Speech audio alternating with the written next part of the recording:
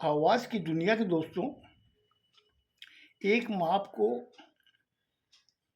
मेरे पे बीती हुई एक घटना के बारे में आपको बता रहा हूँ। कुछ साल पहले की बात है, मैं बीकानेर गया था। वो बीकानेर से वापस मैं कलकत्ता आ रहा था। लेकिन लोग कहते हैं ना कि बचपन में जब बच्चा सफ़र करता है, तो माँ की दुआएँ उसके साथ चलती हैं। वो जब बुढ़ापे में सफ़र करता है, तो दवाई का डब्बा उनके साथ चलता है। तो वही चीज़ मेरे साथ था कि मैं अपनी दवाई लेके चलता था साथ में। उसमें एक इन्हेलर भी था मेरा, जो क्या कि कभी-कभी मेरे साँस जब ज़्यादा होने लगता था, तो इन्हेलर लेने से काफ़ी राहत मिलती, मतलब फ्री ब्रीथिंग होती थी उससे। अच्छा, मैं बीकानेर से जब चला, मुझे मालूम था इतने बजे की ट्रेन है और पूना दे करके वो सीधी कलकत्ता आएगी। अब मैं जल्दी से वहाँ से ऑटो पकड़ा, पकड़ के स्टेशन आने के मैंने कहा रास्ते में कोई मेडिकल शॉप में मैं इन्हेलर ले लूँगा। लेकिन रास्ता जाम होने की वजह से टाइम भी काफ़ी निकल गया और मैं जितनी जैसे भी होकर मैं इन्हेलर वगैरह सब भूल गया। मुझे खाली ये था कि मुझे ट्रेन पकड़नी है, नहीं तो मेरी ट्रेन अगर मिस हो गई तो मेरी मुश्किल हो जाएगी। तो सीधा मैं स्टेशन पहुँच गया, पहुँच के मैंने ट्रेन पकड़ ली। पकड़ने के 2 मिनट बाद में ट्रेन रवाना हो गई। अब रवाना होने के बाद में वहाँ बैठा, अगल-बगल वाले से पूछा तो मेरी लोअर बर्थ थी, एसी 2 टायर में। तो सामने वाले से ऐसे बात कर बोला, भाई साहब कहाँ जाएँगे? मैंने कहा मैं तो कलकत्ता जाऊँगा। बोला कि आप इतनी लॉन्ग रूट वाली ट्रेन में कैसे बैठे? देखिए बीकानेर से काफ़ी ट्रेन डायरेक्ट है कलकत्ता के लिए। मैंने कहा वो टिकट नहीं मिली थी और मैं अपर बर्थ प्रेफ़र नहीं करता हूँ, मुझे लोअर बर्थ चाहिए। इसमें मुझे अवेलेबल मिल गई तो मैंने ले ली। बोला अच्छा, अच्छा, अच्छा ठीक है। ऊपर एक केबिन में 4 बर्थ होती है, 2 लोअर होती है, 2 अपर होती है। ऊपर वाले भी एक भाई साहब थे। हमने उनसे पूछा कि हमने आप कहाँ जा रहे हो? बोला कि मैं तो यही थोड़ी देर में उतर जाऊँगा। हमने अच्छा ठीक है।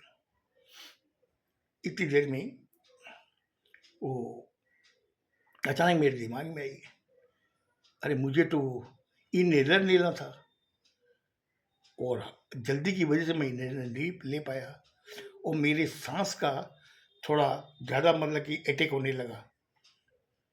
अस्थमा टाइप की जैसी होती है वैसी चीज़ मुझे महसूस होने लगी। मैंने कहा क्या करूँ? तो मेरे सामने जो सज्जन बैठे हुए थे, उन्होंने कहा कि क्या बात है भाई साहब, आप कुछ ज़्यादा ही हाँफ रहे हो।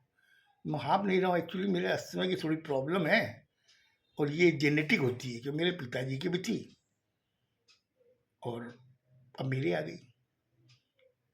बोले इसके लिए आप कुछ वो क्या नाम है इसका इन्हेलर नहीं रखते हो? मैंने कहा इन्हेलर रखता हूँ, लेकिन सडनली वो मेरा ख़त्म हो गया है। मैं जब चला था वहाँ से, घर से मैं सोचा था कि इन्हेलर मैं कोई मेडिकल शॉप से ले लूँगा, लेकिन जाम होने की वजह से टाइम मेरा काफ़ी वेस्ट हो गया। इस वजह से मैं जल्दी में सीधे आके ट्रेन पकड़ ली मैंने। बोले हाँ, मैंने देखा कि ट्रेन आप बैठते ही तुरंत 2 मिनट में ट्रेन चल गई। मैंने कहा भाई खुदा ना खास्ता समझ लीजिए अगर कहीं लेट हो जाता तो ट्रेन मिस हो जाती मेरी। बोले नहीं, नहीं अच्छा ठीक है। ऐसे हम लोग बात कर रहे थे। उन्होंने कहा कि आप क्या करते हो? मैंने कहा मैं कलकत्ता में सेल टैक्स की प्रैक्टिस करता हूँ। तो मैंने कहा आप क्या करते हो? बोले ये कलकत्ता में मेरे कपड़े की दुकान है और कट पीस वगैरह, थान वगैरह हम लोग बेचते हैं। हमने कहा अच्छा। बोला कि आप कलकत्ता में ये कहाँ पर प्रैक्टिस करते हो? मैं कहा देखिए मैं तीनों जगह ही करता हूँ, सॉल्ट लेक भी करता हूँ, बेलिया घाटा भी करता हूँ, हावड़ा में भी करता हूँ। बोले अगर हमारा कोई काम हो तो आप करवा देंगे? हमने क्यों नहीं करवा देंगे? भाई हम लोग तो प्रैक्टिस करते, कोई भी काम देगा उनका मैं करवा देता हूँ। भाई मेरी जो रेमुनरेशन होती है वो मांगता हूँ बस। नहीं नहीं वो तो सही बात है, आप कैसे कैसे करोगे? वो तो आपको रेमुनरेशन तो चाहिए ही। ये बातें बोली थी। ऐसे बातें करते आधे घंटे निकल गया और मेरा थोड़ा ज़्यादा ही बढ़ रहा था। तो सामने वाले ने मुझे कहा कि बोला भाई साहब मुझे लगता है कि आपके कुछ ज़्यादा ही प्रॉब्लम हो रही है, आप एक काम को थोड़ी लेट जाओ तकिए लगा करके। मैंने कहा नहीं भाई साहब ऐसी बात नहीं, लेटने से क्या है ना कि ज़्यादा अस्थमा की अटैक आता है, इसलिए बैठने से फिर भी मेरे आराम है, कुछ देर मैं बैठा रहूँगा ना तो मेरा आराम मिल जाएगा। तो उतना बात होना था कि तब तक टीटी आ गया। टीटी आया आके उसने कहा कि टिकट टिकट सबकी टिकट देखता है। मेरी टिकट उन्होंने देखी, नहीं पहले वो मेरी देखी, देखने के बाद वो सामने वाले की देखी, ऊपर वालों की सबकी देखी। सामने साइड बर्थ होती है लोअर अपर, उनकी देखी। तो मैं जहाँ मेरी लोअर बर्थ थी उसके सामने वाली लोअर बर्थ पे वो बैठ गया। मुझे अचानक ख्याल आया, हमने कहा ये आदमी को अगर बोलूँ तो ये मेरी हेल्प कर सकता है। मैंने कहा भाई साहब एक मेरा काम करवा देंगे क्या?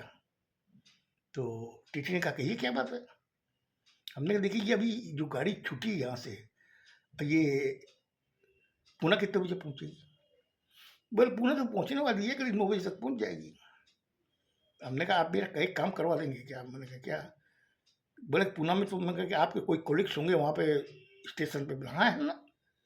तो क्या बात है? हमने कहा कि ये एक मुझे इनहेलर का वो कैप्सूल चाहिए, मशीन मेरे पास में कैप्सूल डाल के मैं ब्रीथ करता हूँ तो उससे क्या फ्री ब्रीथ होता है मेरा, और मेरे अस्थमा का टीका रखा है। उन्होंने सपाट मेरे को जवाब दिया, बोले नहीं नहीं मैं नहीं कर सकता ये काम। मैंने कहा भाई तो क्या प्रॉब्लम है?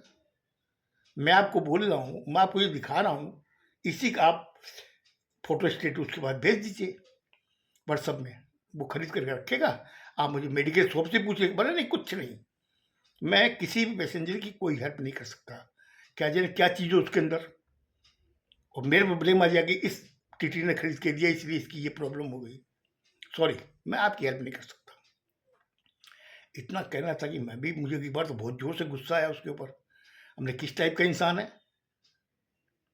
आज जब मैं उनसे रिक्वेस्ट कर रहा हूँ तो कम से कम उनको पैसेंजर की सुननी चाहिए। एक तरह में सोचा कि ये आदमी अपनी जगह सही है, गलत नहीं है। भाई दी वे हर टाइप के तो इंसान होते हैं, किसी ने कोई गलत मेडिसिन मंगा ली, कुछ हो गया तो टीटी पे बात आ जाएगी। एक तरफ गुस्सा भी, एक तरफ उसकी बात सही भी लग रही थी, वो ठीक था, गलत नहीं था। वो बगल के कैबिन में चला गया। बगल कैबिन में जाने के बाद में मेरे अचानक ध्यान आया, हमने कहा ये अभी तो टाइम हो रहा है 8, 1 घंटे बाद पहुंचेगी पुणे, क्यों न पुणे में अपने जो रिश्तेदार उनको फ़ोन कर दूँ। उनको फ़ोन करने से उनको व्हाट्सएप में कर दूंगा तो वो ये कैप्सूल लेके आ जाएंगे स्टेशन पर, मुझे दे देंगे। मैं अपनी बोगी नंबर और बर्थ नंबर बता दूंगा। इतना कि मैंने फ़ोन मिलाया उनको, एक बार मिलाया, घंटी बजते रही, उठाए नहीं, दोबारा मिलाया, फिर घंटी बज रही, उठाए नहीं।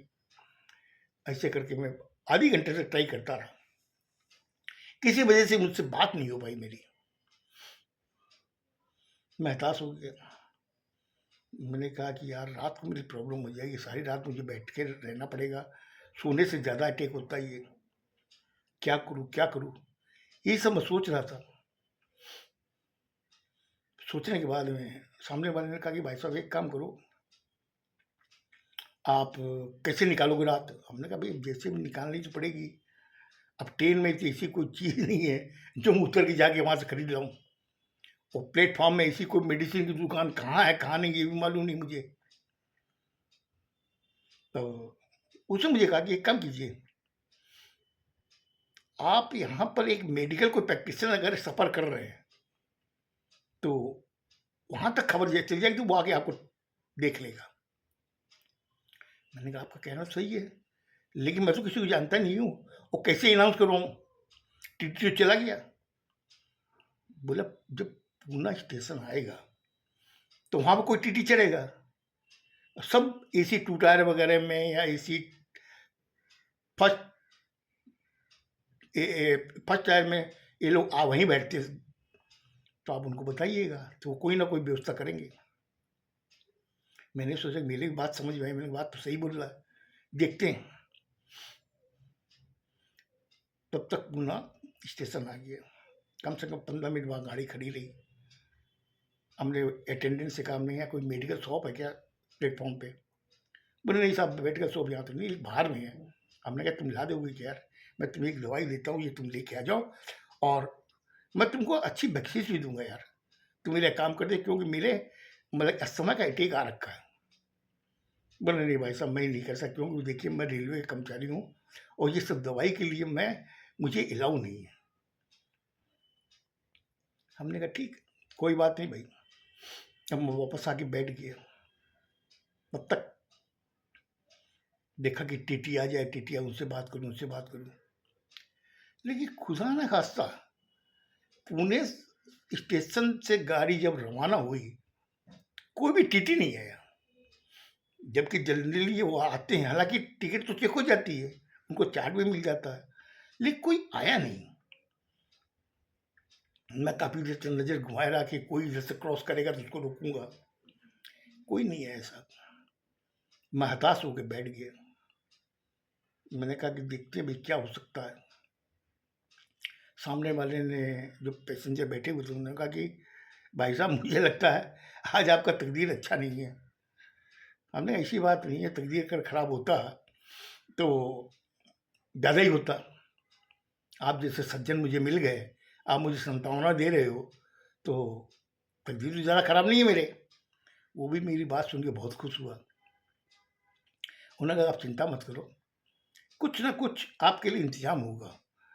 और सामने एक लेडीज बैठी हुई थी, करीब उसकी एज होगी 55-60 के करीब। वो हम लोगों की बातें काफी देर से सुन रही थी। उन्होंने काफी देर, एक तो लेडीज होती है तो किसी से बात करने में थोड़ी शर्माती भी है, लेकिन उन्होंने देखा कि ये आदमी कुछ ज्यादा परेशान है, तो उन्होंने मुझे कहा कि भाई साहब मैं आपको एक बात बोलूं क्या? मैंने कहा कहिए। बोले मैं देख लूंगा आप काफी परेशान हो। मैं कहा बहन जी बात ऐसी है कि मेरे अस्थमा का अटैक, और ये मैं इनहेलर लाना भूल गया, इसकी वजह से मैं परेशान हो रखा। बोले मैंने देखा टीटी से भी आपने बात की थी और कहीं भी आप फोन मिला रहे थे, और आपकी जो बातें सामने वाले सज्जन से सुन रही थी, अब वाकई परेशान हो, तो आप एक काम करो ना। मैंने कहा कहिए क्या बात है? बोले आप एक काम कीजिए, कोई भी चाय वाला आवे ना, उससे गर्मा गर्म 2 बार चाय पीजिए आप। मुझे चाय पीने से क्या होगा? बोला आप पी के तो देखिए, चाय पीने के बाद में आपका ये अस्थमा का अटैक कम हो जाएगा, आपको फ्री ब्रीथिंग आने लगेगी। मैंने कहा बहन जी आप कैसी बात बोल रही है? बोले अजमाने में क्या हर्ज है, अजमा कर तो देखो आप। मैंने कहा ठीक है। अब उधर में मैं चाय वाले का इंतजार करने लगा, तब तक अटेंडेंट आया। अटेंडेंट को मैंने कहा कि मैंने सुनो भैया यहाँ पेंट्री कार साथ में बढ़ाया है ना। हमने कहा इनको पेंट्री कार में जो चाय देता है उसको बोलो एकदम कड़ा गर्मा गर्म चाय लेकर के आएगा 2 कप। बोले वो तो टंकी लेके आता, हमने जो भी लेके आओ उसको बुलाओ। और मैंने उसको 50 रुपये दिए अटेंडेंट को, हमने तेरे पास रख और उसको बुला एक बार, वो बोलना एकदम गर्मा गर्म लेके आएगा। मुझे लगता है मैंने आज ज़्यादा आपका टाइम ले लिया। उसके बाद में क्या हुआ, वो अटेंडेंट जाके चाय वाले को बुलाया, मैंने पी या नहीं पी ये मैं कल आपको बताऊंगा। ये मेरे साथ सत्य में घटी हुई घटना है। खुश रहो, स्वस्थ रहो, धन्यवाद।